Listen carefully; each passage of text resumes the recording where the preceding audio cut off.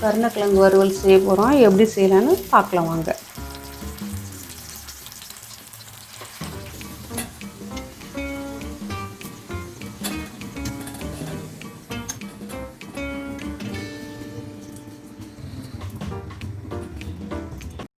நம்ம நெல்லை சுவை சேனலுக்கு சப்ஸ்கிரைப் பண்ணாதவங்க சப்ஸ்கிரைப் பண்ணுங்கள். கூட இருக்க பெல் பட்டன் அழுத்துங்க. 1/2 கிலோ கருணக்கிழங்கு எடுத்துருக்கிறேன். மெலிசாக வெட்டணும். ரொம்ப மெலிசாகவும் வெட்டக்கூடாது, ரொம்ப திக்காகவும் வெட்டக்கூடாது. ரொம்ப திக்காக வெட்டினா மசாலா உள்ளே போகாது. அது ஒரு சாஃப்டாக இருக்கும், ருசியாகவும் இருக்காது. இது கரெக்டாக இந்த மீடியமாக நீங்கள் வெட்டினீங்கன்னா நல்லாயிருக்கும். முருவலாக இருக்கும், நல்லா முறுமுறுன்னு இருக்கும், டேஸ்ட்டாக இருக்கும் சாப்பிட்றதுக்கு. மெலிசாக வெட்டினீங்கன்னா தீஞ்சு விடும்.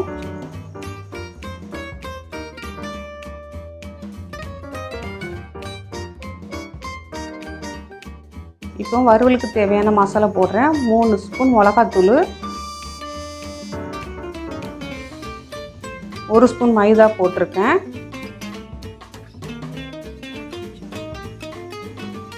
1/4 டீஸ்பூன் மஞ்சள்தூள் போட்டிருக்கேன்.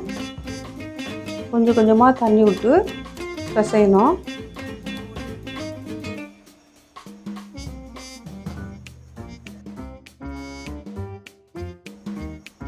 மறுபடியும் இப்போ கொஞ்சம் தண்ணி விட்டு பிசையணும்.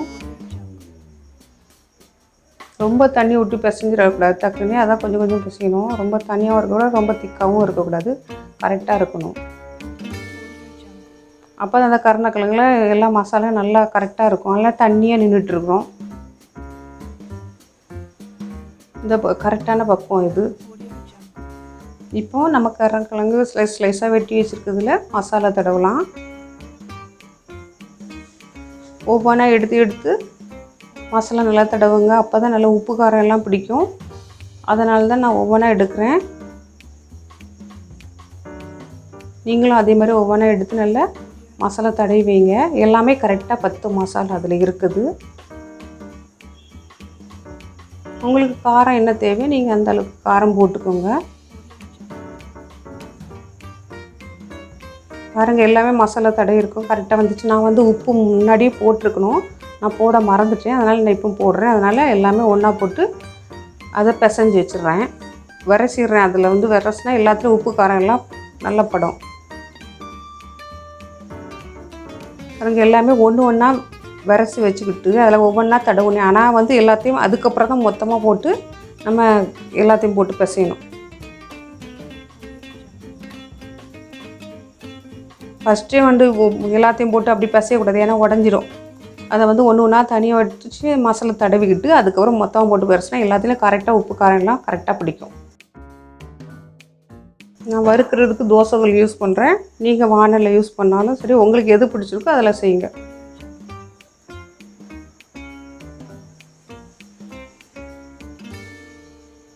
தோசைகள் சூடாயிடுச்சு. 50 ml நான் எண்ணெய் ஊற்றுறேன்.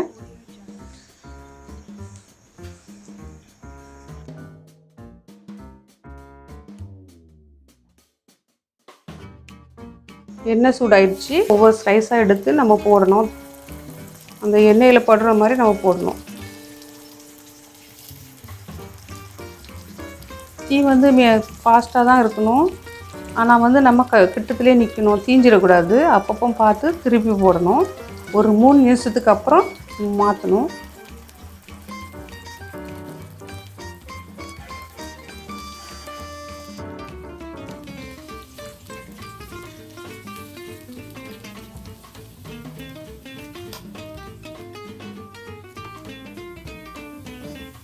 நான் எண்ணெய் பத்தலை, அதனால் கொஞ்சம் எண்ணெய் ஊற்றிருக்கேன்.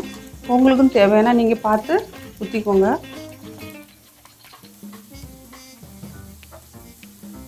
இப்போ திருப்பி போடணும். 3 நிமிஷத்துக்கு அப்புறமா திருப்பி போடணும். பக்கத்துலேயே நின்று திருப்பலாம், விட்டுட்டு போய் அங்கங்கே போனால் தீஞ்சு போயிடும்.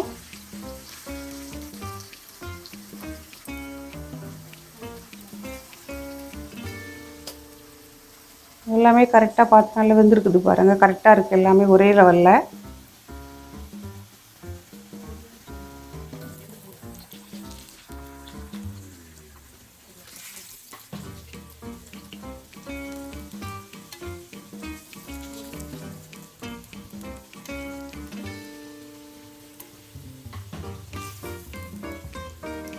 இப்போ வெந்துடுச்சு. இப்போ ஒவ்வொன்றா எடுத்து ஒரு பாத்திரத்தில் எடுத்து வச்சுருங்க. ஒவ்வொன்றா எண்ணெய் நல்லா வடியை விட்டு எடுக்கணும்.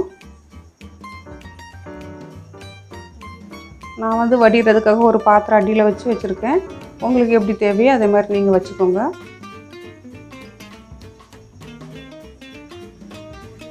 ஆனால் எண்ணெய் வந்து கரெக்டாக இருக்கும், அதுவே குடிச்சிரும். நீங்கள் பயந்துறாங்க எண்ணெய் அப்படியே இருக்குது அப்படின்ட்டு. இல்லை, அதுவே உறிஞ்சிரும். பார்க்குறதுக்கு எவ்வளோ அழகாக இருக்குது பாருங்கள். ரொம்பவும் தீயலை. இப்போ மறுபடியும் நான் இன்னொரு ட்ரிப்பு போடுறேன். இப்போ செகண்ட் ரவுண்டு போட்டு எடுக்கிறேன்.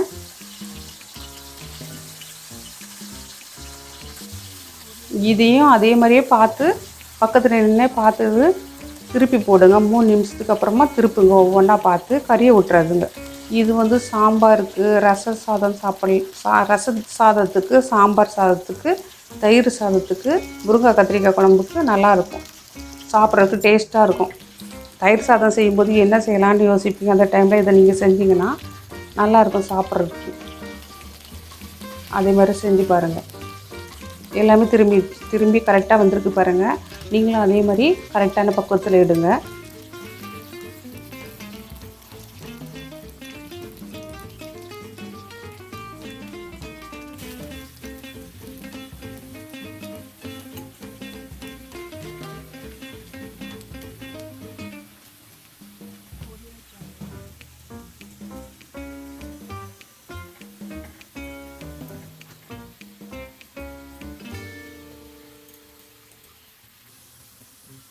எல்லாமே வந்துடுச்சுன்னா ஒவ்வொன்றா எடுத்து வச்சிடறேன். வறுபட்டுடுச்சு.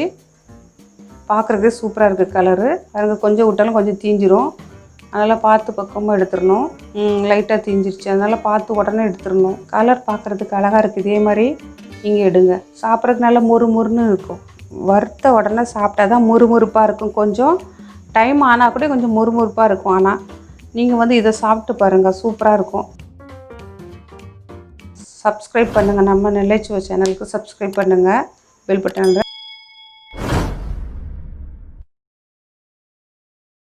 இந்த வீடியோ உங்களுக்கு பிடிச்சா உங்கள் ஃப்ரெண்டுக்கு ஷேர் பண்ணுங்கள், லைக் பண்ணுங்கள்.